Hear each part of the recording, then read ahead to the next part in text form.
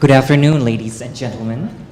We will now continue our meeting to the next agenda, that is to have the panel discussion.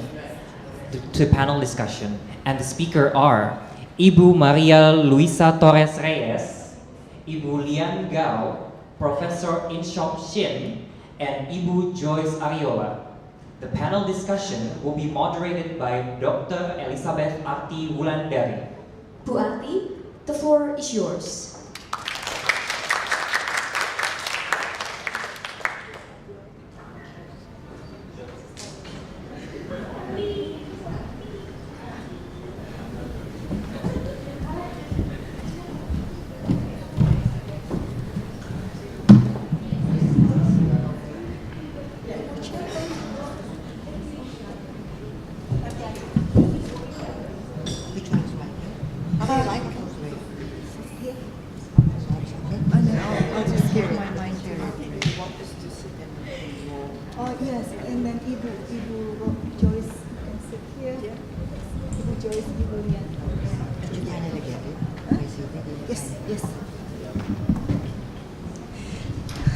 Good afternoon, everybody, and thank you for still being here. So, for the final session today, we have our speakers, keynote speakers, and also two of our dear colleagues who have been really close friends with LSC and with Sanata Dharma with us also on stage. I will give time to each of the presenter here to talk about 5 to 10 minutes, some concluding thoughts or some final remarks about the conference, some burning questions that they have probably about the conference, about the theme, and then after that we will open session for question and answer. So please prepare some question. The first opportunity I will give to Professor Maria Luisa Torres Reyes. She's actually the one who came up with the idea for the call for paper for this conference today. So I think it's very appropriate that we start with her first. And Ibu Lulu, as she is fondly known, or Ibu Reyes, is the founding editor and editor emeritus of Critica Cultura, the online journal of literary, language, and cultural studies of the Ateneo de Manila University, which is widely indexed in top databases like Scopus and Thomson Reuters. So please check it out. She is now also full professor of literature, scholar in residence, and editor-in-chief of UNITAS, the International Journal for Advanced Research in Literature, Culture, and Society of the University of Santo Tomas. She has won recognition, published scholarly and creative works, and delivered lectures nationally and internationally. So, Ibu Reyes, or Ibu Lulu, the floor is yours.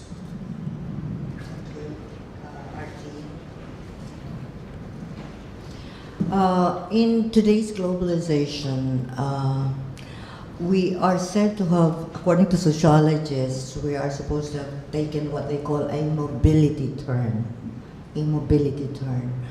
which is to say, a world that's now curious about exploring the implications to our daily lives, our social lives, our economic lives, the implications of all sorts of movements that now are now happening in a globalized world. By movements, we do not mean singularly movement in terms of space, so that you move from Manila to Jakarta simply, but that's part of the phenomenon that sociologists study when they talk of this mobility turn in a globalized world. In particular, our conference refers to specifically to a particular kind of mobility. We have called it textual mobility, which is no longer the property of sociology as a discipline, but belongs properly to the humanities, because it entails areas of interpretive and representational practices in our social experience. I trust that many of us here are teachers of English literature, perhaps also of language, and insofar as we belong to this species of intellectuals in this globalized world, I imagine that textual mobility, the textual mobility we're talking about, involves the textuality of texts. For example, film, literature across the genres, and television maybe, and so on and so forth. No? These are what we mean by textual here. It refers not only to the fact that we are interpreting or looking at mobilities inside text, no? In other words, how semiotic transfers happen. No? For example, the development of a genre, no?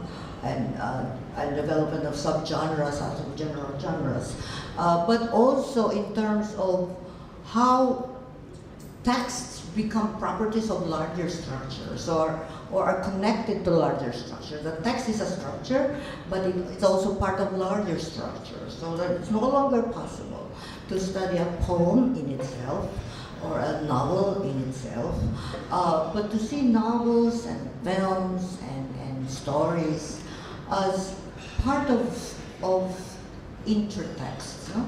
As crossing boundaries beyond the parameters of the page in which a poem appears. For example, in our conference, so many things we understand now come into play when we look at text. We look at ethnicity, we look at gender, right? We look at class, we look at nation or nationhood. We look all this. We look at all these things in relation to text. Now, these things are really structures in themselves. They're systems, and they're not autonomous either. They're not self-contained either. In the same way as texts, right? In their textuality are not self-contained, right? We read as women. We read as people, as Filipinos, as Indonesians, as Koreans, as Americans, as Asian Americans, and so on. Our positionality, our perspective, the perspective from which we look at texts, do shape our understanding of the features of that text, the text sexuality, for example. But also in if to use a Marxist term, dialectically, those texts also speak to us in certain ways, enabling us to appreciate them in certain ways rather than other ways, and so on and so forth, right? And I think the fact that you and I share is the fact that we are post-colonies, right? That we are a product of very rich, if sad sometimes, past in our national lives. We try to make the most out of that experience for all the pain that the past causes, and see how that dimension of our lives make for enriched or make for interesting texts as well, or make for interesting reading some texts as well. I think that's overall the attitude or perspective from which we have come to this topic. And I hope that we come away feeling enriched ourselves by our shared realization that indeed our lives are social, right? And that we ourselves are texts in ourselves. Thank you very much.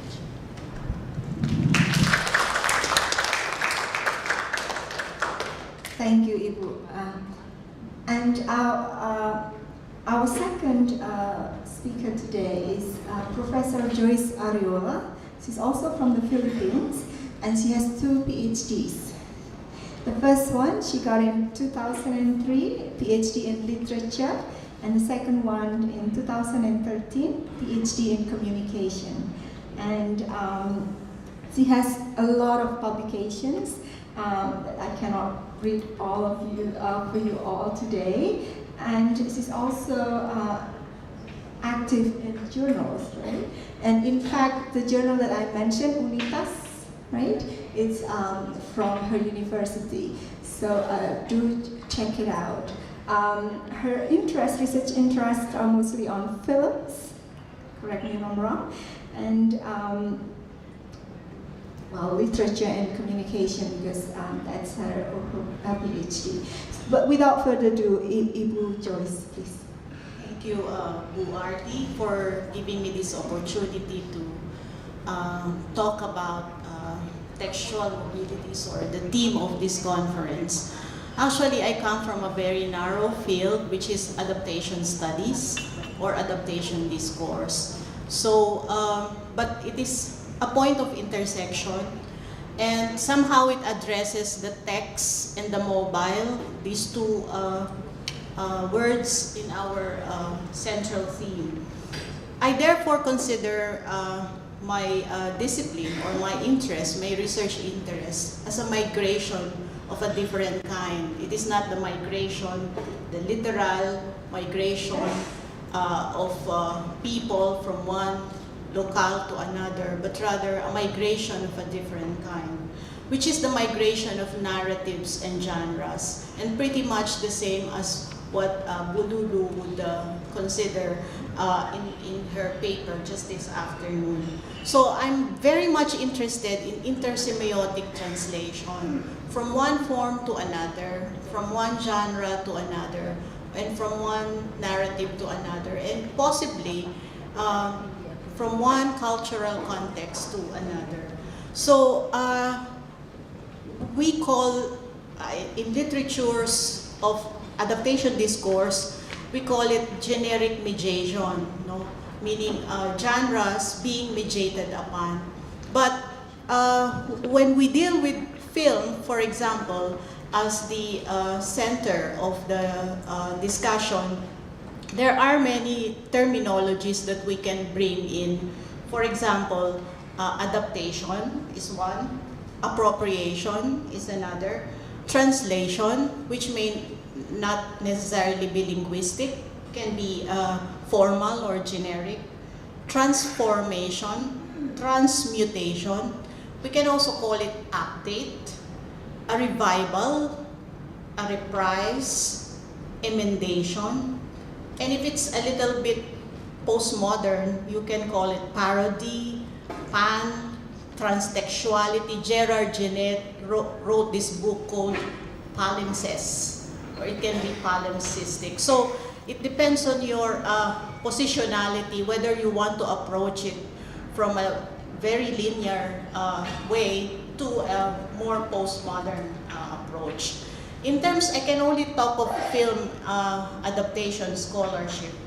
In film scholarship, for example, James Narimore would call it, he said, the word adaptation is so limited, we should call it recycling theory. Robert Stamm would prefer intersemiotic adaptation.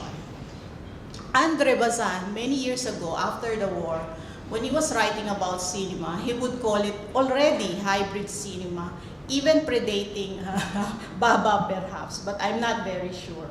So but my understanding is we look at textual mobilities here from a post-colonial perspective. And I think that how we should look at all of these movements from one place to another. Given our positionality as post-colonial subjects, it should be rooted in our narrative culture. For example, as episodic I'm not sure about all the Southeast Asian cinemas, but as far as Philippine cinema is concerned, the tendency to be episodic, digressive, the use of prolonged scenes, and the engagement into temporalities, narrative temporalities, where there is the collapse in the use of time and space, and there's a tendency to look back and forth, sometimes in a nostalgic way and sometimes in an ironic way, which is almost parodic, and the tendency to emphasize the moments, therefore more monumentalistic and triumphalist. What they consider melodramatic isn't really melodramatic, but rather more monumentalist or triumphalist or even temporal. Deliberately anachronistic, but I think deliberate but creatively anachronistic. I would like to give an example. This is the paper I would have submitted to this conference had I been given the time to. I wasn't able to. I wasn't able to finish it, so I wasn't able to submit the paper. This is the paper I would have written, but I didn't have the data. I could not find data on. In 1952, LBN Pictures of the Philippines and Persari Productions of Indonesia engaged in a collaborative project titled Rodrigo de Villa. So on the left side, you have the Philippine fragment, and on the right side, you have the Indonesian fragment. Some 32 minutes of the film are extant. So therefore, you could not make sense of the narrative anymore. But as we all know, it came from El Cid, Campeador, which is a Spanish epic. So what would the Philippines to do with a Spanish epic, and what would the Indonesians need for a Spanish epic? So I'm thinking of why engage in a collaboration on a Spanish epic? And the second collaboration of Persari Productions would be Holiday in Bali. And I think the collaborative engagements ended there. So the Philippine version was directed by Gregorio Fernandez, and the Indonesian version was directed by Rempo Urip. Based on a corrido that was based on a Spanish epic, that was based on a ballad, that was based on a drama. So you have this really mobility, from one form to another. And then it was transformed into a comic series, then transformed into a film, and it has an Indonesian version. The Filipino film was premiered on August 6, 1952. I'm not very sure about the Indonesian film because I could not find data on that, not even from the archives of LBN Pictures. You have there the conventions of the epic, the Spanish epic. Usually you will have a bastard son, like Wang Du, which is a foundling, a lost one, who wants legitimacy. Sounds familiar. And then in the translation, you would have infusions of Filipino norms and values. So from a Spanish epic to a Filipino epic, it becomes an allegory, a foundational romance, a foundling in quest of legitimacy, a foundling in search of a father. And I think that's foundational. I mean, that's allegorical of the nation. So a nation wanting or waiting to be born. I would like to reference here Frederick Jameson, who would say that you would have the simultaneous utopian and political impulse in popular texts like this, even if it was not really deliberate. So in conclusion, For me, textual mobilities go beyond literal diasporas, migration, literal transnationalism, and multiculturalism. Rather, they speak of ideas, conceptions, modes of thought, genres and narratives, of transculturation, and as shown by my example of Rodrigo de Villa, Indonesian and Philippine version, of allegorical mediation. This afternoon, I learned something from Ma'am Lulu, generic transcoding and porous translocalities as synonymous to generic mediation and textual mobility. What have the Philippines and Indonesia to do with the Spanish epic that speaks of how Christian monarchs want to defeat the Moors and show a totally different set of norms and values based on honor, a sense of legitimacy and valor? I think we can speak here of the implication of mobile text being allegorical mediation, hijacking, if we don't like that term, perhaps borrowing alien worldviews and marrying this with a new to constitute what Baba calls hybrid, or what Bakhtin calls dialogism or intertextuality. Though Baba is now seen in a dual light, some sectors would not want to have anything to do with the word hybridity. I wish to reference rather what he said as the third space of enunciation, as that which can be applied to the Philippine and Indonesian film fragments.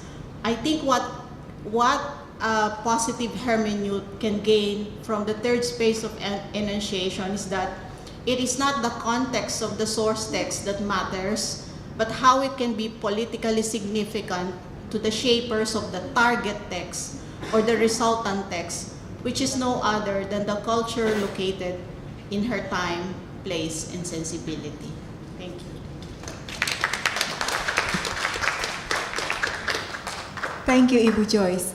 Our third speaker is Ibu Lian Gao from the Dalang Publishing, and because she's one of our keynote speakers, I don't think I need to introduce her again. So Ibu Lian, please, time is yours. Thank you, Bu Arti, for giving me this chance to kind of wind up. All I have to close is a word on translation. It is the movement of one text into another text. But not only that, as I said, I think a good translation, and we have had some out of conversations about this, and each time the subject is brought up, comes the question, how can a translation be true in a sense of the meaning of the word, and yet be true, have a beautiful description, or have the same feel as it was presented originally. And that is, I think, and then it came also in your presentation, about the word Han. And I said, now, this is so typical what language is about. It is not just a word by word, but there are nuances that come from the soul, from culture. And unless you are in touch with that, you have no words for it. Now, during my keynote, I brought in Leon Lee, and I thought he really, the reason why I brought him was one line there in the poem that he cited, which is, practice a language. Practice until you feel it. It is not just all up here. As a matter of fact, I think in non-academic translation, it is not up here, but it's more down here. And yet, you have to be very careful, and still, you cannot rewrite a book. That is my big problem with a lot of translations, where the author is not familiar with the target language, and they don't know what happened to their work, at the end when everything is said and done. And I find that very sad.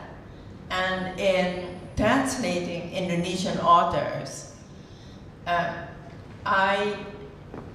almost having a tigerish sense of protection. I want to protect our authors from being misrepresented just because it sounds good in English or it's good enough in English. And that often happens. Also, sometimes it happens that a translation, because of the way the translator went about it, is a better representation of the subject. But you can't do that either because you're not writing the book. So these are basically the areas that I, as a publisher of translations, that I have to deal with all the time. And one of my things that, one of the tasks that I have, that I put myself to this time coming home, every time I come home, I have some agenda, things besides the normal speaking or workshops that I want to accomplish. And this time, what I want to accomplish is to have a lot of, on the side, close to dialogues with educators of both languages, English as well as Indonesian, because I would like to know how do you feel about this? How would you handle it? So that's basically where I come from. Thank you, Ibu Lian, for your thoughts.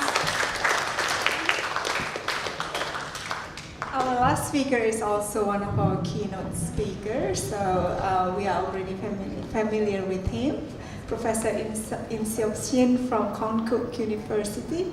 So, Professor, some final thoughts on the conference? 네, 어제서부터 오늘까지 이 탁술대회를 참가하면서 느낀 점인데요. 텍스추얼 모빌리티스라고 하는 다이아스포라든가 쭉 이런 주제들은 지금 세계 문학 연구를 리드하는 그런 주제가 되겠고요. 이런 주제들에 대해서 그래서 잘 소화하고 있는 사나다 다르마 대학의 역량 그 수준이 얼마나 높은지를 알 수가 있었습니다. So the selected theme here, the textual mobility, diaspora, migration, and transnationalism and multiculturalism is a good. Actually, it's the first of all is good topic to choose. So, Mr. Sin think that the Sanata Dharma University successfully make a good seminar here with that topic.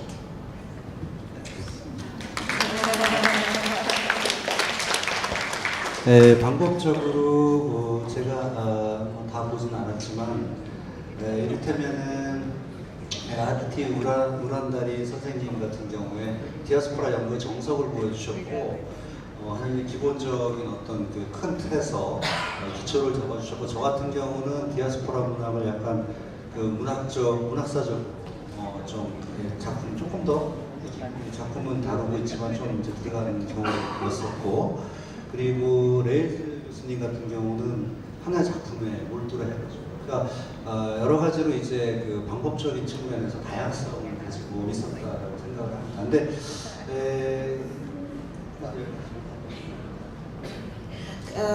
So and then for the some speakers that Pak Sin found that some speaker has a good one presentation. So one from Ibu Arti.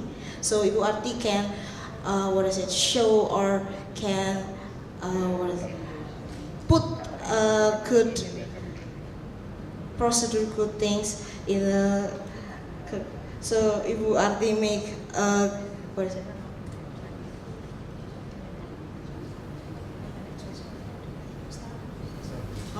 successfully make a good standard procedure of diaspora, the general diaspora, and then Pak Sin also make Pak Sin presentation more to the culture side, and Ibu Arti more to the general diaspora meaning. And then, but Pak Sin found that Ibu Lulu, it's right, Ibu Lulu, find a good way to show diaspora with one movie. So Pak Sin found it that the movie actually at the first time Pak Sin cannot see the Han from the third generation product, but from Ibu Lulu presentation, so now Pak Sin can see that there is a multicultural Han in the third generation. So give a big applause to Ibu Arti and then Reo. 그리고 이를테면 이제 이번에 소재적으로도 많은 공부가 됐는데 소재적으로도 많은 공부가 됐는데 이를테면 이제 서라우터 선생님의 발표를 들으면서 60년대에 Japanese consensus in the American 60s. 근데 한국에서 70년대에 똑같은 소재, 맨하탄을 다루는 그런 이제 담론들, 디스코스들이 나오고, 그래서 이것이 서로 제 소재적으로도 교류가 되는구나, 제가 공부할 거리가 확장이 되는가 생각을 했습니다.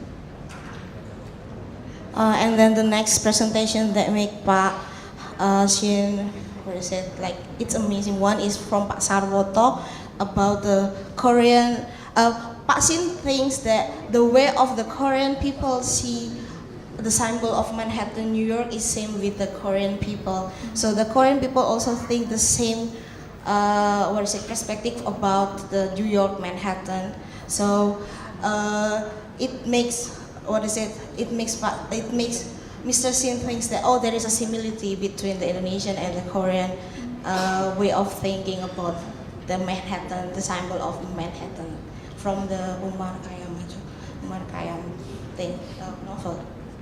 그 밖에도 제가 이제 가서 들은 발표는 전부 다들 뛰어난 수준을 가지셨는데, 이를테면 호프 교수님의 어떤 컬처럴 트랜스레이션 같은 경우는 내가 연구하는 그 코리안 레지던스 인 자판 그쪽 연구에도 같이 적용을 하면 참 좋은 연구가 되겠구나라고 생각을 했고, 그래서 전체적으로는 제가 굉장히 꼭 해주세요. 공부가 많이 된 그런 학술대 참여에서 많이 했습니다. 감사합니다. So the last is from Miss Hope You, a presentation about the cultural translation. So Mr. Sin thinks that the method is so sophisticated. The way of Miss Hope You to see how the cultural translation works in the novel or to the translation things, and then that's why from that presentation, Mr. Sin thinks, that I can learn more about the cultural translation and then do the same things with the Korean Japanese literature. So Pak Sin thinks that from this presentation, whole presentation, from all the presentation that Pak Sin found here, he thinks that he can learn more, and so thank you for that thing. So give applause to Sanat Agama University. Thank you, Im Seok Sin, for very kind words. And so the way we are going to go forward from here, I think I want to start from what Pak Im Seok Sin alluded in his talk just now, in his speech just now, there is the idea of learning from each other, right? That from attending different sessions, there's always something new that you get. It's the same idea that I got from this conference too. Just to clarify a little bit, when Pak Instruction talks about the movie that Ibu Reyes talked about, that's from the presentation earlier in which she analyzed a Korean movie about Han. And if you remember, Pak Instruction's key presentation about Han, the word that is an emotion that's very difficult to translate, right? And what he learns from that is, even Pak Shin expanding that is multicultural Han, he said. At first, people saw that film and they thought there's no Han element in there. But after listening to Ibu Reyes, he found, hey, maybe there is some multicultural Han in there. And so I hope that is also something that we get from listening to each other's presentation, right? The idea of,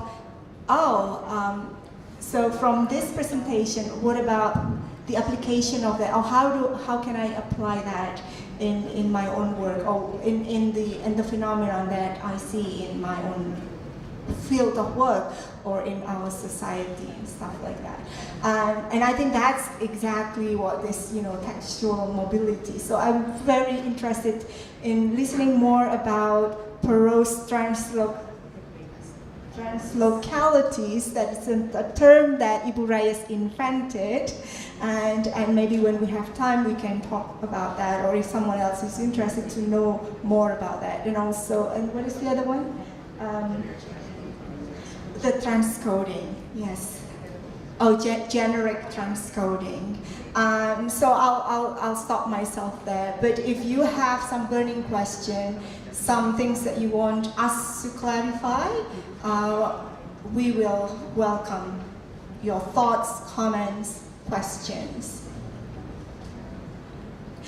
Yes, Romo Banar, and then after that, Pak Alip.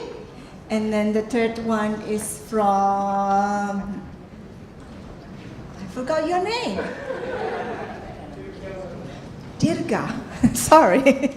I know his name, it's just blank for the moment. Yes, Romo Banar first.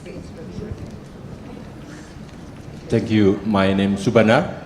I teach at Cultural and Religious Studies here in Sanata Dharma.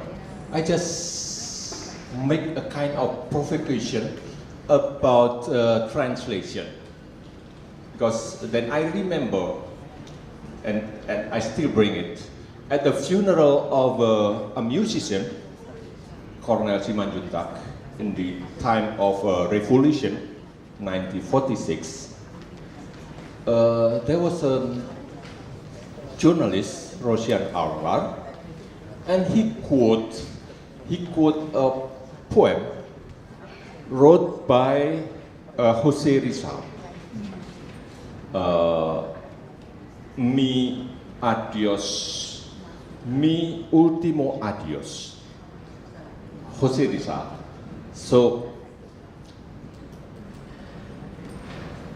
may I read?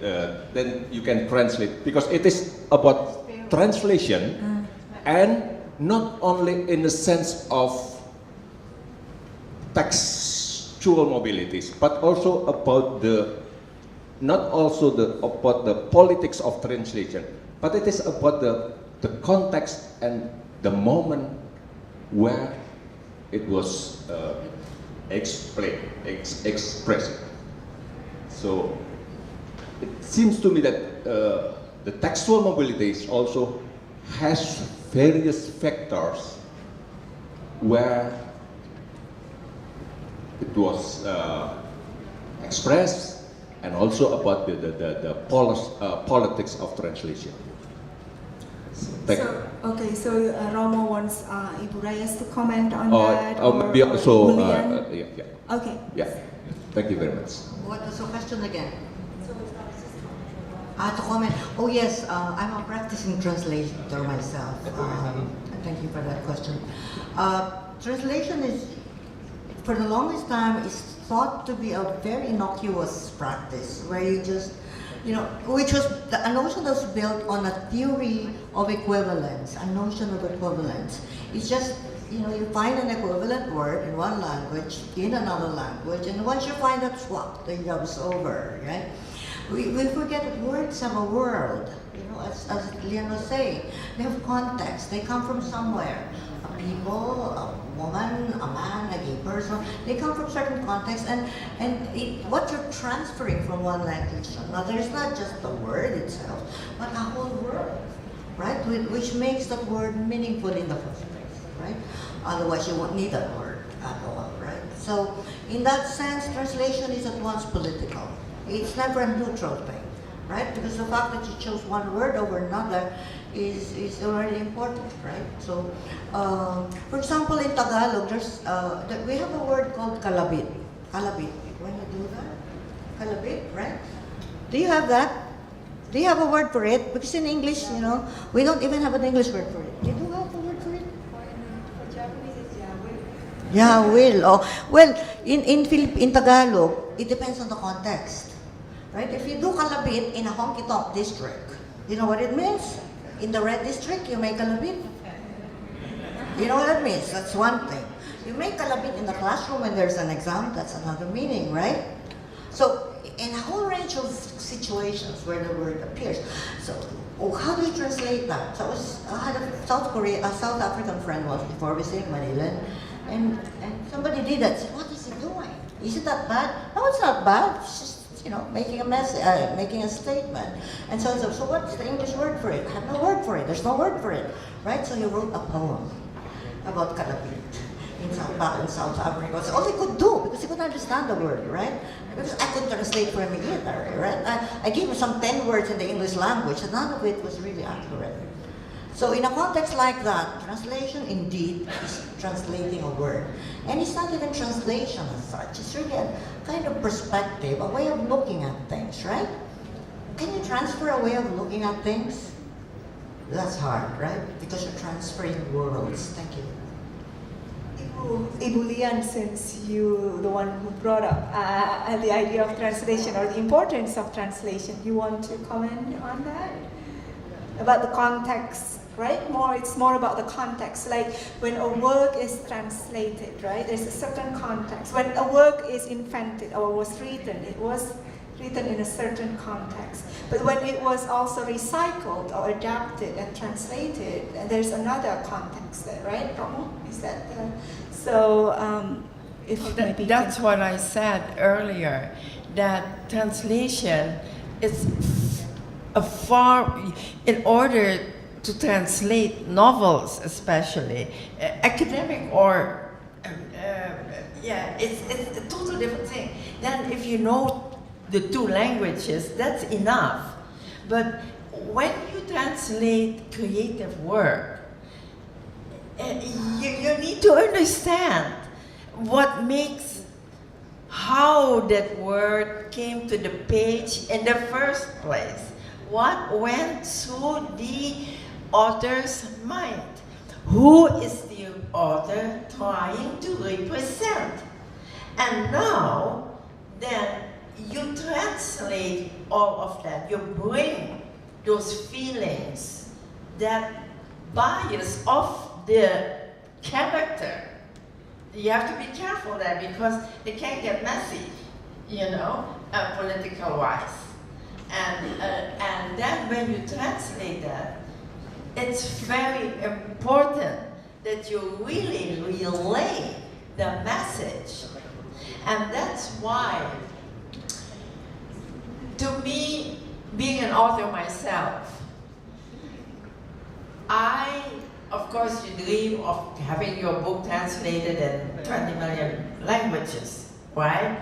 But no, not really.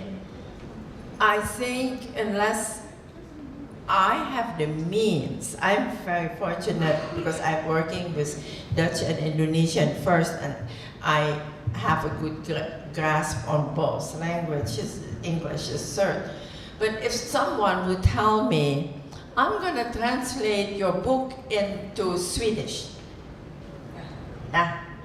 I would, number one, say thank you very much for the honor. Can I get back to you in 3 days? And what I would do on the second day is I would call Cornell.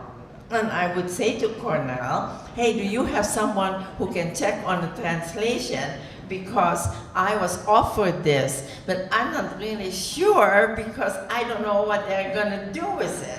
And so how much would that cost? Yeah? And can you then do that? So because I don't pump books out every month or 2 months or 3 months. It takes a lot of work. And once I've given birth to that baby, I don't want anything bad to happen to it. You see? But like I'm going back to our own people here in Indonesia. Unfortunately, not very many of our authors, and I know of some really wonderful authors who could afford to do that, such a thing. And I don't even know if such an institution exists around here. You know, I happen to live in America, and we have Cornell there. So that's a different story. So going back to the word itself, it is, I think, like I referred to Professor, she's talked about the word Han. When that came up, I said, that's exactly it. That's language, you know? Yeah. Thank you. Actually, talking about just Romo Banar brought up something that suddenly reminded me. We wanted to invite John McGlynn from Lontar Foundation, right? But unfortunately, he's attending a book. What is that? Ubud. No, in Frankfurt. Oh, the bookstore. The Frankfurt. So, because I think Romo Banar brought up this. I mean, he said it's not just about the politics, but like it's very important to remember the politics of translation. And just reminded me of a paper that I wanted to write for this, but then didn't end up not writing. Is actually I wanted to, because when I was in the States, I was an Indonesian teacher, so, and then sometimes we had advanced students, so I would teach them some Indonesian literature, so like the roles of this, what do you call that, these cultural agents, right? The ones who determine, kind of not really determine, who decide what words get translated into another language, right? Or gets taught into another language, right? Because I think that's very important that we also think about that, like us as in our professions, right? As literary scholars, literary researchers, the kind of assessment that we make on the text that we chose to present in conferences, in international conferences. Because by doing that, we also bring the literary text in the international spotlight. And the work of Ibu is very important here, but also, Indonesian teachers abroad, what kind of texts, what kind of literary texts do they introduce to their students, right? So Lontar, the work of Lontar, and the work of people in the Library of Congress, because they're the one who will decide what Indonesian texts can be, in the collection of the Library of Congress. I did some library work as a student worker. So sometimes I help the staff at Cornell Library to say, yes, buy this or don't buy that. So anyway, that's for a different conference. Alip, yes, the next question.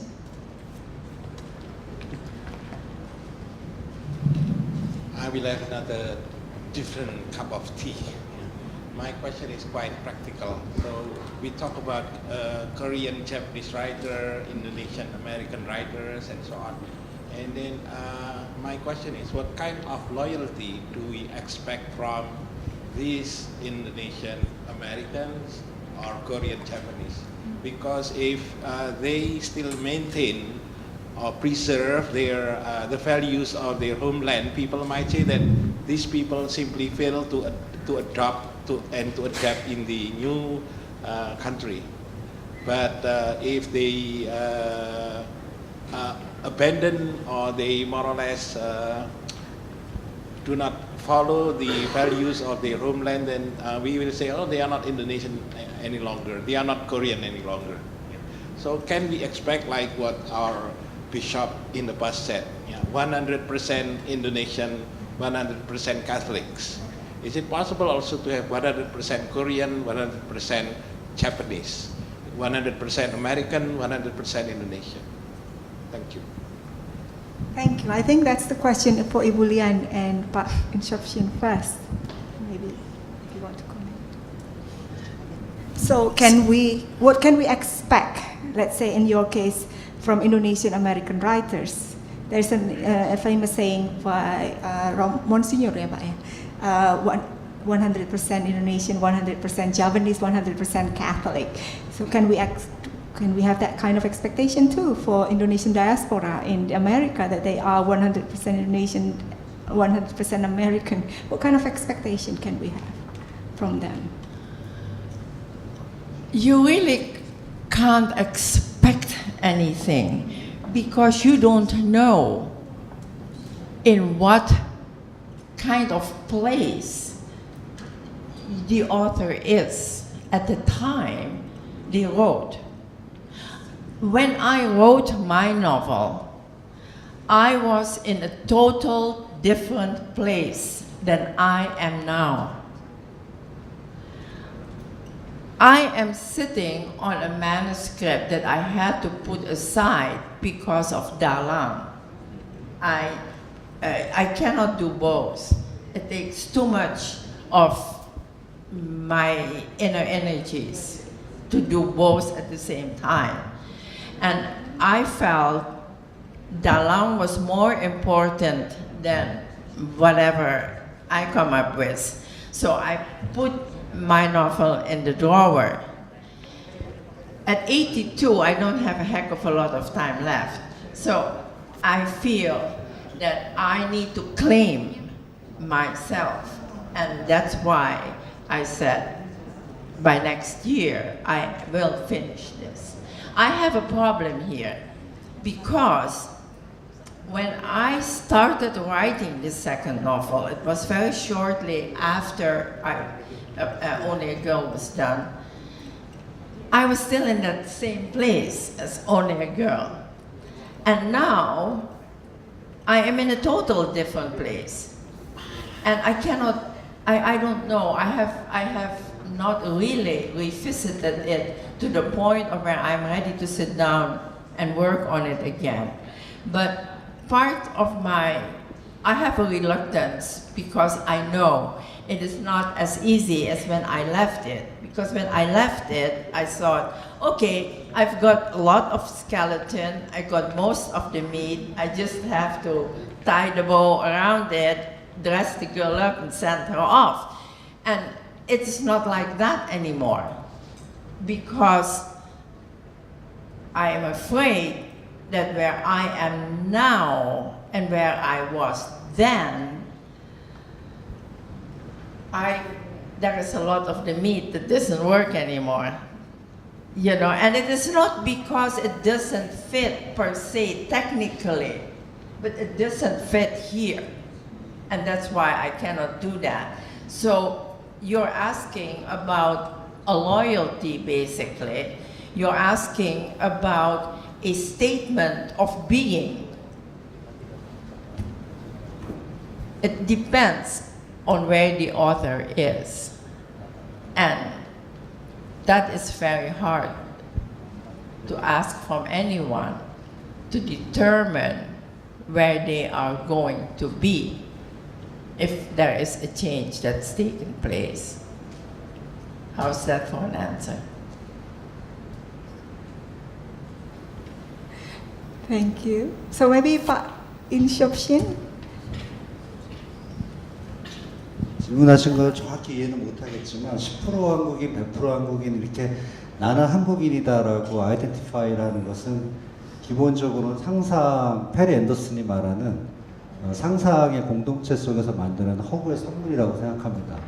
따라서 거기서 나오는 차별이라든가 디스크리미네이션 이런 것들이 벌어지는 것들도 기본적으로는 허구, 상상이라고 할 수 있겠습니다. 선생님 말씀에 대답이 됐는지는 모르겠네요. So for answering the question like what the 100 Korean or 100 Japanese, it still cannot be answered because actually the first things that come up from the writer when they write something is the imagination and the imaginary. Sang is the imagination, how they think they are actually. So not really who they are, but how they think they are here. So still in the reality, they still got the discrimination. So that's why they still have no basic of that thing. So 100 Korean, 100 Japanese because the reality and what they imagine is different. Yes, I can say a few things.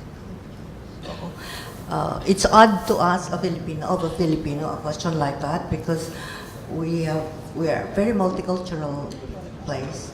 On top of that, we were colonized so many times. I mean, the Spaniards, Americans, Japan came. When Spain was there, the Dutch wanted us to, and also the French, and we're very Americanized now. So when you ask for a pure space, there's no such thing, I guess. It's so hard. Even the nationalists speak. When they talk of nationalism, they speak in the English language. I'm not sure if that's at all a good question. It must be a very difficult question. And purity, by the way, is relative. Thank you. Thank you. And just some thought from me. I remember, who said this? I think it's Brubaker, right? Diaspora is not or shouldn't be a fixed entity, right? It's not about fixed entity, but it's about a claim, an idiom, and a stance. So I think with that, it's just something that you perform every time. It's not something that will, like Ibu Lian said, stable, right? It can change over time. Our loyalty to a place change over time, I think. So with the diasporic subject too, right? And I think it's important, that's why it's important to, if we can do research on, like first generation of Indonesian diaspora in Suriname and how they say their ties to their homeland and to the culture of their homeland is same or different from the second generation and the third generation. And until what generation then they finally say, I am just Suriname and not Indonesian at all. And so we need to do that kind of the long durée research. I think that's young people, please take up that task and do that comparison. Suriname, Japanese Suriname Japanese in Suriname, right? The diaspora that exists there, how it is different from the Indonesian diaspora in America. How is it different from the second generation of the political exiles from the 1965? How do they then look back at their original homeland? What kind of relationship that they have? But Dirga has the next question. So, Dirga. Is the mic? Again, my question concerns translation practice specifically. So the question for the panelists is, what are your comments on this situation? The other day, I was in a book launching of a translated work by Dostoevsky, but the translator know no Russian. So the translation was done from English to Indonesian. And I found that this practice is not totally uncommon because several years ago I read a translated Sophocles' Oedipus trilogy, translated not from someone who knows classical Greek. So what are your comments on such translation practice? Anybody is willing to pick up? You are a translator and then Ibu as the publisher. But that I agree with you. That happens. But do you have anything against that one? That's against the practice. I mean, how can you translate from Greek nowadays? So the translator was actually two. The other is a scholar, and the one who knows no Greek is a poet. So my assumption that maybe the poet can fix the rhythm of the language, so he can fix the English language, but the scholar translated literally from Greek. So it is a collaborative effort. But the other one is the Russian is from English to Indonesian without any basic knowledge in Russian. I think that really is a common practice. You're right about your observation. I think the meaning of the question owes to the assumption that there is a perfect and an imperfect translation, right? Are you assuming that? Actually, my position was... I think that's what, Yeah. where you're coming from, right? Yeah, yeah. Yeah, I don't think there is such a thing because translation is an interpretive act.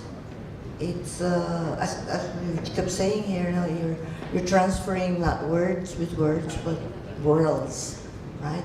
So even if I knew both languages, I mean, I translate from Spanish, by the way, and even if I have the resources at my command to be able to do that, I cannot claim that my translation is better than the previous one, right? Because my interpretation of the words come into the picture, right? So in other words, even knowing both languages is no guarantee that you will like the translation. No. But of course, it should. I mean, the ideal is that you know both languages. I mean, we know that in translation theory, that's very important. Equal competence in both languages is really a minimum requirement, no? But some people don't even bother anymore. I think for limits. I mean, if somebody wants to translate Oedipus Rex, that should not be problem because the scholarship on Oedipus Rex is so available, you know, so that even if you don't know Greek, you can always refer to sources that will point to you directions for choice of words, you know, and clarity of a particular expression and so on and so forth. Yeah. In Shakespeare, I don't think you know Middle English, right? You know, so, but it's okay, right? The Shakespeare that we know now is a translated Shakespeare in so many words, right?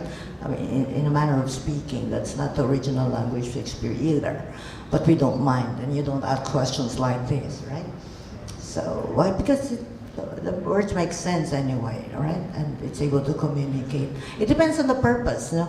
That becomes a question with delicate literary works.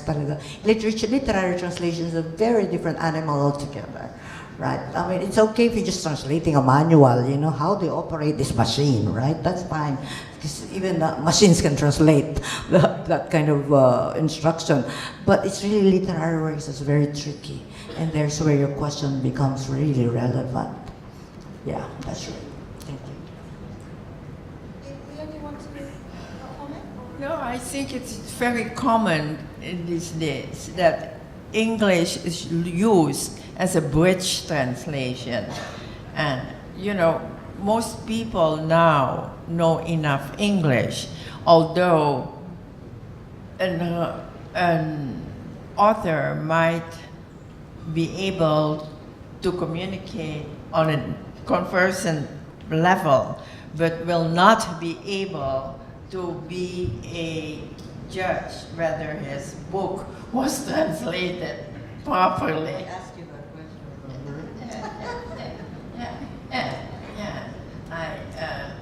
So it's important that you get a hold of that.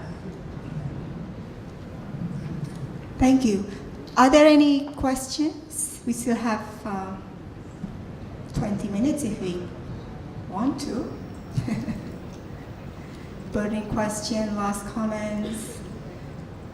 Yes, from Jeremy. Other one? Another one? Yes, from Pak Ari. No, you're not Pak Ari. Yes, you are. Sorry. Jeremy first. You raise your hand first. So.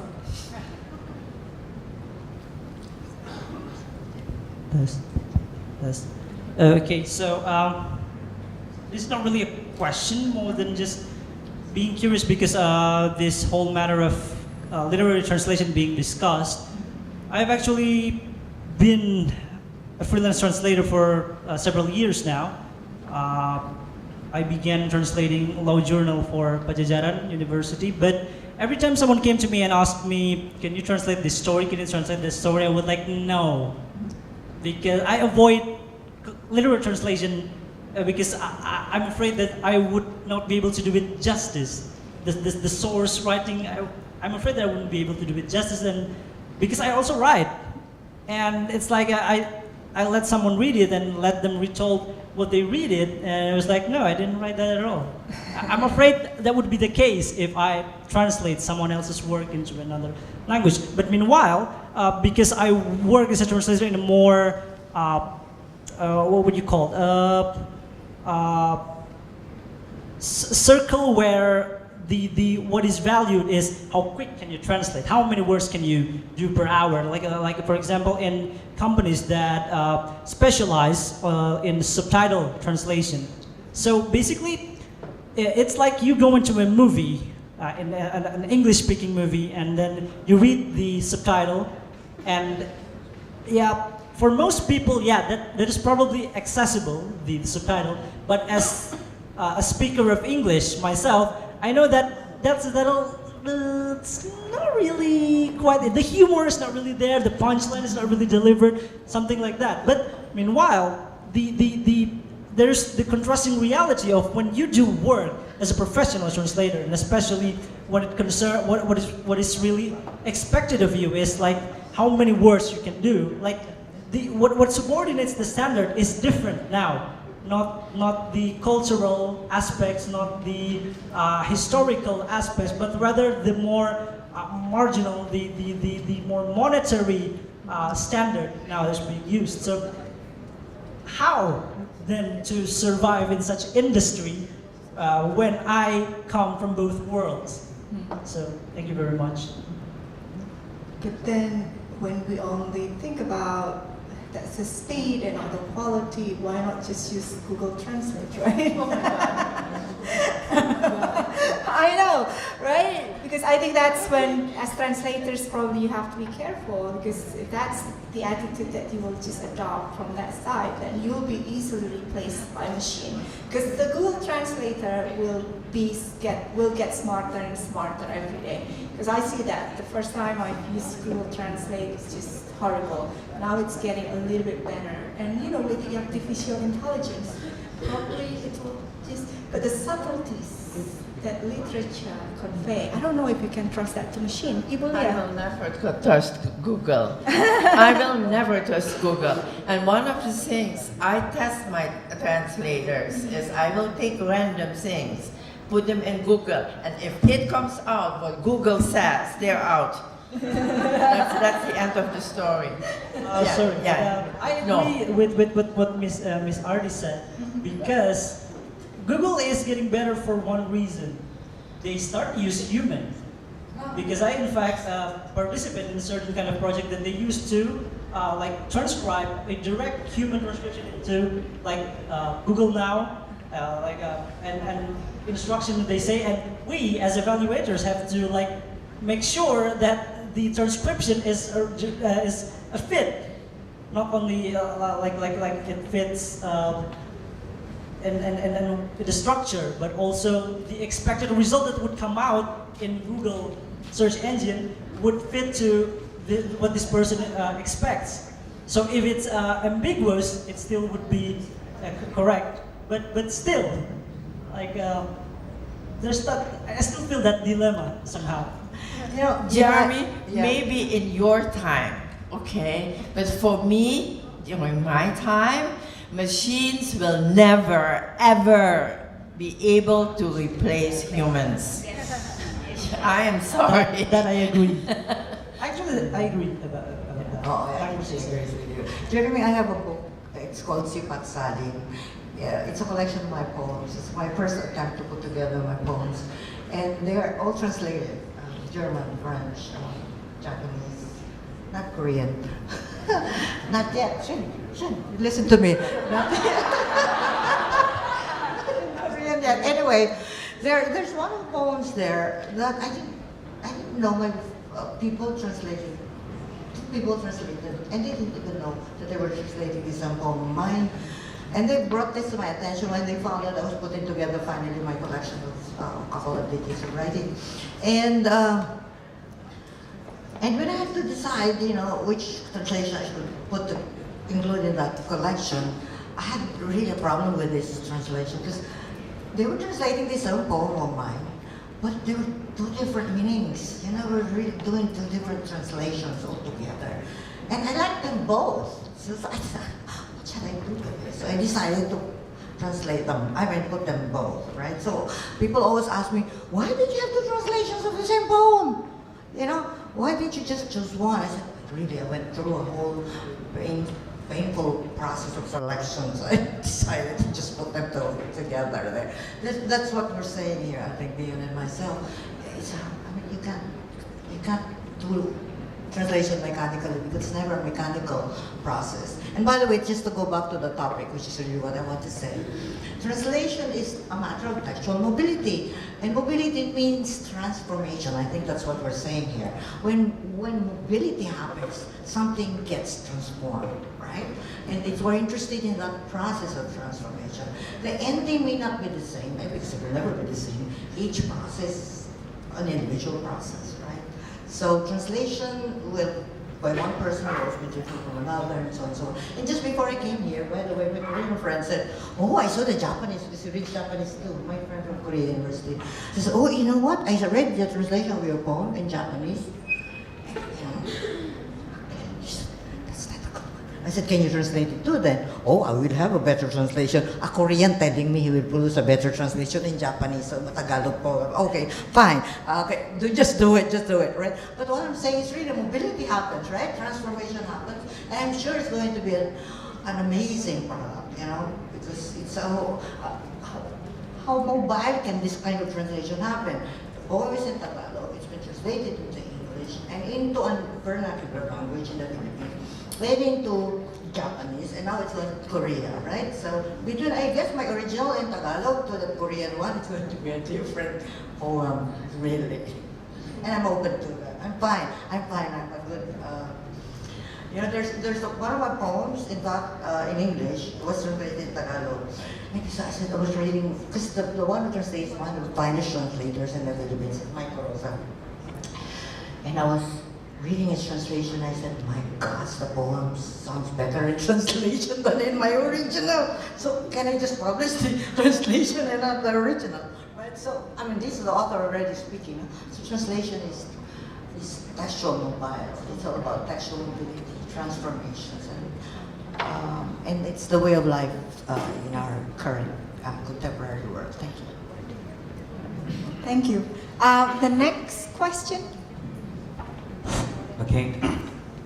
So I think I need some help to speak these problems. I think do you think that the diaspora people, the displaced persons, has some how to relate it with, for example, social class or relation? Because so far, I know that when some people think that this is my problem, I could not really claim I'm an Indonesian or American. That's not a kind of luxury for some people who always can be just Bantol, for example. So I asked, so what is the problem actually? I think you have the luxury of being A and B, or the luxury of unable to decide A or B, but that's still far better than us, for example, who never, even if we cannot long for our home because we never been out of our home. So for example, we talk about social class, economic thing. So far I see that when we talk about diaspora people, there are actually differences. But so far we talk as they are just a group of miserable people, I think. But I think they have some luxury too for some other people. That's the way I need some help to talk about that. I think, you know, that's the first. The second one is the theoretical constellation for such thing like that. So some people who think that, this is actually not real problem, it's just postmodern condition, blah, blah, blah. what is actually replaced by such kind of conversations, because I know some people will think that's as a kind of what is it related to the first question is actually, if we see it as not a problem, it could be not a problem actually, but the fact that it is a problem, probably it must be seen from specific perspective. So to put it straight, for example, I have to say sorry for this kind of feelings. For example, as a Japanese, seeing Ibu Lian Go have a luxury of being raised in a Dutch traditions, and also when President Sukarno say, for example, when Pak Sukarno say, for example, that okay, now we take side on Indonesian culture, for example, probably many people think that, oh, this is a good thing, that actually he takes side on the weaker, while they are actual, yeah, that's the point. I mean, you can rephrase my sentence. I do not know how to pronounce that, but I use that as untranslatable, unspokenable. Because by asking this question, actually I show myself as how low you are for having such doubts. But sometimes the people you put there in a slide, people who write shampoo, I see it as kind of luxury, I think, not people with many problems. So your question now actually number one, who are the diasporas, right? I mean, it is seems, there any differences between them? Okay. The struggle that Yeah. unite each other, that actually, just like in the feminist movements, they now claim that, oh, now Afro-American women is it's different with that kind of... Yeah. So who are the diasporas, like right? And are they like just one group, or like it consists of different group based, probably gender, by class, by whatever. And then the second one is more about the relevance of this conference. No. The theoretical, for example, how Marxist theory see that thing, how thing like that. Because so far, because we talk about that, then we just, for example, we put limit. So probably, if there are any perspective other than what we have been discussed from. Okay. But maybe the first one, Ibu, maybe you can talk a little bit about who are the Indonesian diasporas in Indonesia. Are they coming from kind of just one class? All people like... Oh yeah, I mean, Citra, the first speaker here, who have to work as... Oh, Cipta. Earrings. Yeah, the migrant That's worker. come from a diaspora, but from a different condition, right?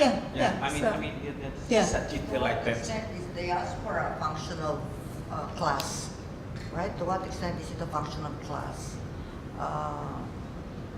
In the Philippines, really, it's very varied. No, we export engineers, and eventually they live where they in a foreign country and adapt to the ways of foreign country. So, professionals, doctors, right? But so many of them are really domestic workers, right? That's why wherever you go, there are Filipino domestic workers. I go to Munich, for example, I get off the plane, and there's a whole line of Filipinos there waiting for other Filipinos to take off the plane, and the first thing they ask me is your contract, how long is your contract? So thinking I was a domestic worker. What contract? So, that's really and then I get to interview people in Sweden. I was there on Independence Day, Filipino Independence Day, and they found out there's a Filipina in the University of Stockholm. And somebody just knocked on my hotel door and said, oh, you're a Filipino, there's an association of Filipinos here in Stockholm. It's so cold here. How can any Filipinos survive here? So, oh, there are Filipinos here, blah, blah, blah. You attend and you'll be our guest speaker. So I was a guest speaker in the Philippine Independence Day celebration in Stockholm. And there I got to interview Filipino and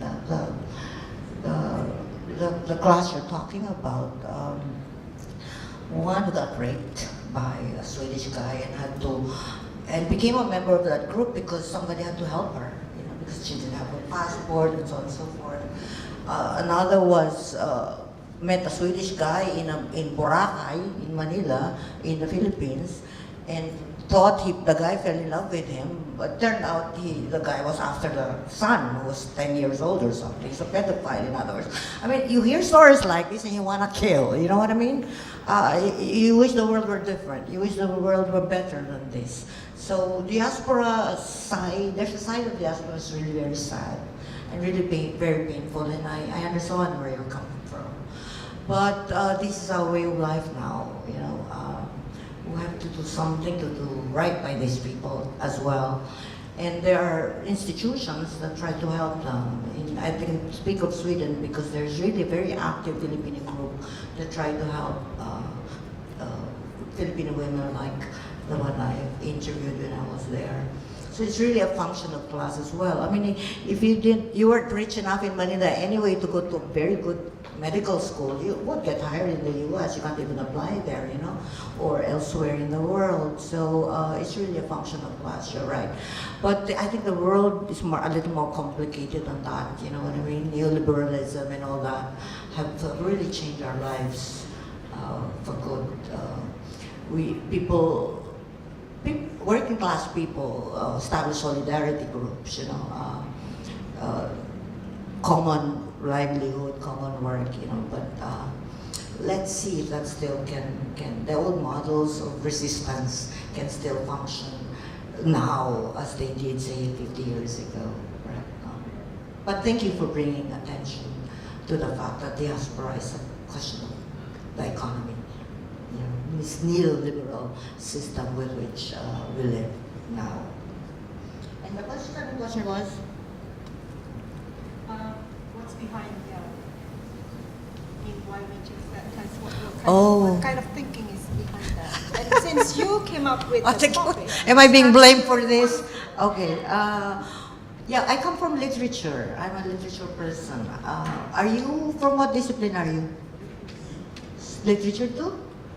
Mercifully? So? Okay, thankfully.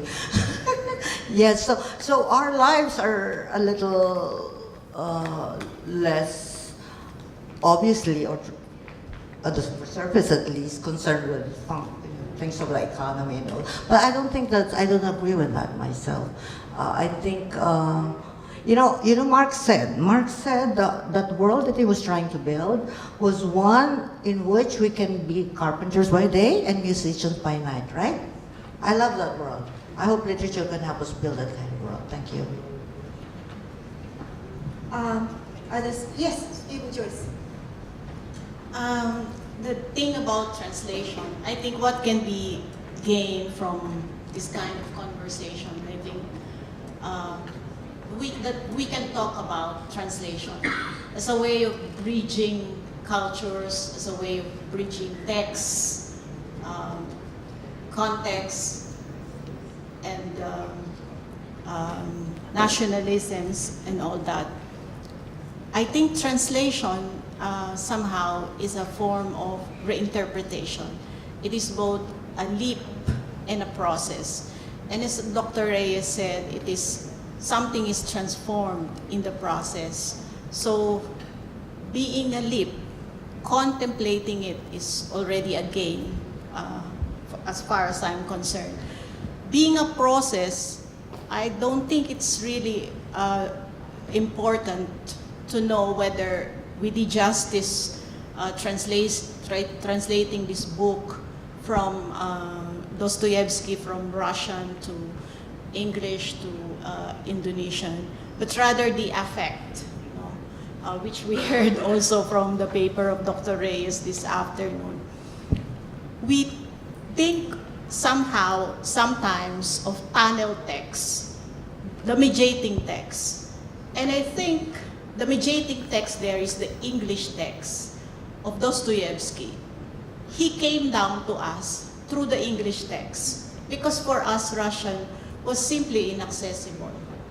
And there was a time when Mario Vargas Llosa came to UST in Manila And he was talking all the time of Dostoevsky as the novelist that really influenced him. And I was wondering whether Dostoevsky came down to him in the original Russian, whether he could read Russian, or whether it was translated into English. After all, he was well versed in English and of course in Spanish. It doesn't really matter. What's important is how it affected you and how it affected the receiving culture. It is like saying, during the Vietnam War, the best text wherein we can generate a more enlightened interpretation of the war wouldn't really be the news or the opinion columns, etc., but rather the non-fictional works of Norman Mailer, of all of this non-fiction, and also the films that came by in the 80s. Not during the war, but 10 years after the war. So these are tunnel texts. These are mediating texts. And I think that's what is more important, how it affects us, the effect. I totally agree with you, because that's what I said in my keynote. I said that it is very, very important that we go. You were talking about the, excuse me, I lost it.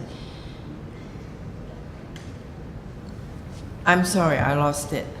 You were saying about the migrating texts between the wars, right? And yes, because that is what drives the character.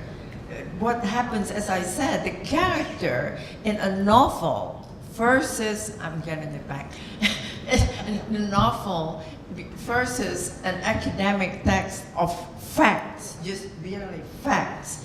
A novel, a good novel, is a story about normal people, common people, and their normal reactions to the drama of war and the drama of natural disaster and economic depression. You don't get, well, you get facts, of course. There's so many, you know, the world wars caused so many casualties. We have that much of an economic downfall. The Dow is done, the Nasdaq is up, whatever, whatever, whatever. But how does this affect the man down the street who lost his job, or the old woman who lost her health insurance? What goes through their lives, their minds, their feelings? That you get in a novel. And that is, I think, more important than series of numbers. Yeah. Thank you. And we are running out of time, and I'm not going to try to summarize, the discussions that we have in the last 2 days, because I think they are already very rich, and I think we don't really have a definite answer to all of the questions. So I would like to end with that. Hopefully the challenges, right, that we feel like we still have in relation to whatever the situation that, or the kind of thinking that have come up from having conversations with each other about who are the diasporas and what can we expect from them, right? What kind of loyalty? That's just a few examples. That this will be something that we all will need to keep thinking about and hopefully nurture in whatever that we do, right? Like taking up the challenges and, like Ibu Lian said, and then think about what is the significance to the life of the people around us, to the Ibu that lives in the corner of our alley who lost something, and to the family that lives in our neighborhood, for example. And I want to remind you briefly that we have our 6th Literary Studies Conference coming up really soon, and I think the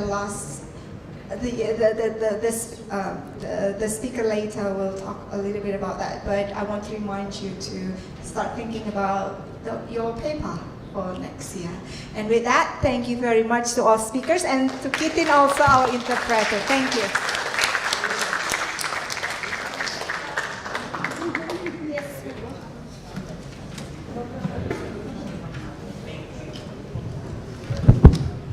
Please give another big round of applause for our speakers and our honorable moderators. Thank you for the amazing discussion given by the honorable speakers. As a token of appreciation, we would like to invite Ibu Teresia Eni Agraini to present the token of appreciation to the speakers.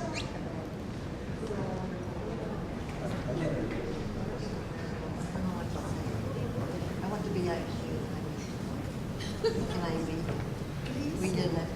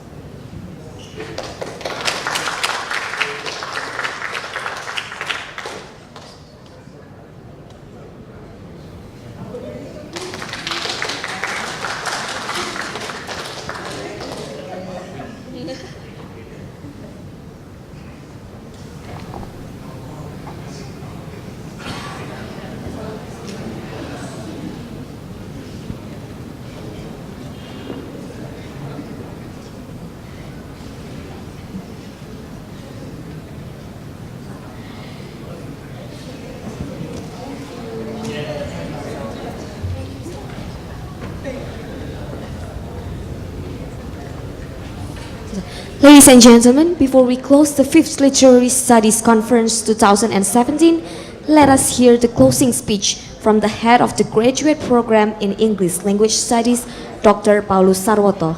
Pak Paulus Sarwoto, the floor is yours. Thank you very much, ladies and gentlemen, Bapak, Ibu, and Romo. Before we end these 2 days seminars, let me give some closing remarks. These last 2 days, to me, have been a spiritual and academic journey. The invited speakers have presented us with not only historical narrative of displacement, but brought us with them, as it were, to experience the ambivalence and pain of being displaced. We have been made to feel what it is like to long for a home that you will never recover. Bulian's experience as a Chinese Indonesian whose mother tongue is Dutch enables us to empathize with her when suddenly, under the Japanese occupation of Indonesia and Sukarno's presidency, the country banned the use of Dutch.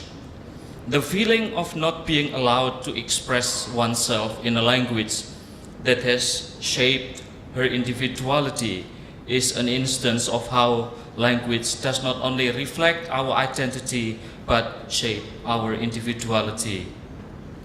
The turn from being immigrant to diasporan has led her to turn toward Indonesia in search of home.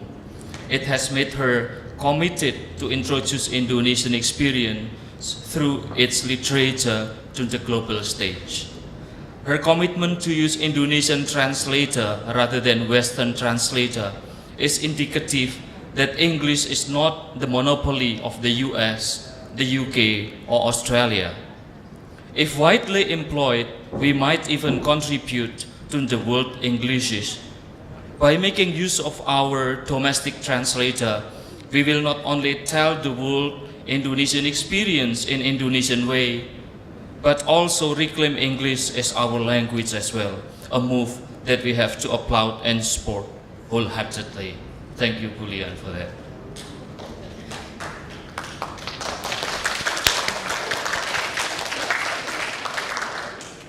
Professor Shin also has enlightened us, well, at least to me, that colonialism is not only about oppressive relation between the East and the West, but can be between Asian neighboring countries or even domestic colonialism.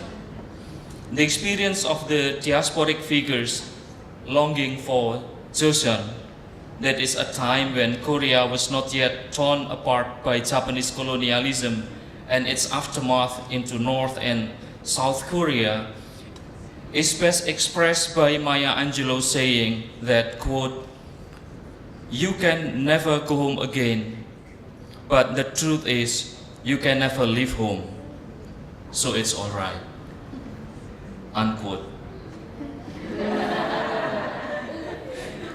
The identity development of Korean exile in Japan up to the third generation indicates this acceptance of the in-betweenies in their identity. Professor Shin's elaboration using post-colonial perspective indeed gives me new insight of Asian post-coloniality, a direction that we can pursue together in a research project by chasing the plurality and yet shared post-colonial experience through diasporic writings. And Bu Arti's presentation also shows another instance of diasporic ambivalence by elaborating her personal life, literature, and puppet performance. The question raised by one of the audience during Bu Arti's presentation is also of very insight to me. That is how, for instance, diasporic literature might function therapeutically as a form of therapy to explore by revisiting, for example, Aristotelian concept of catharsis. Our topic on diaspora then leads us to our conference themes next year, that is reimagining difference and extremism. I notice actually similarity between the extremist and the diaspora. That is, they feel that they are displaced. The extremists are longing to return to a Puritan society that is supposedly also their true home. The rise to fundamentalism and extremism in Southeast Asia especially, however, demands a different reimagining. And that's why we are bringing up that theme for the coming LSC conference. The leaflet, I think, have been provided by the committee, and you can check on the leaflets that we are going to host the conference more or less the same time next year, so it's around October. We are not sure yet about the date entry, right? So it's about mid-October. Just save the date, and we would be more than happy to welcome you all, to welcome Professor Shin again to Yogyakarta as well. We would be waiting for your participation next year. On behalf of the committee also, we sincerely apologize for any inconvenience you might have experienced during the conference. Enjoy your stay in Jogja and have safe trip home. Thank you very much.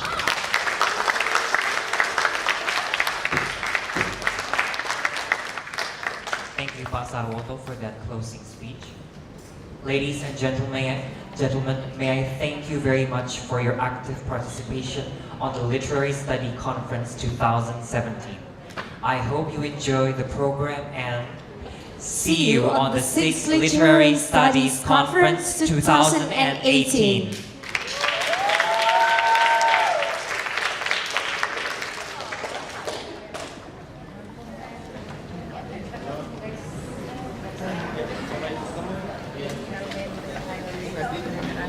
Okay.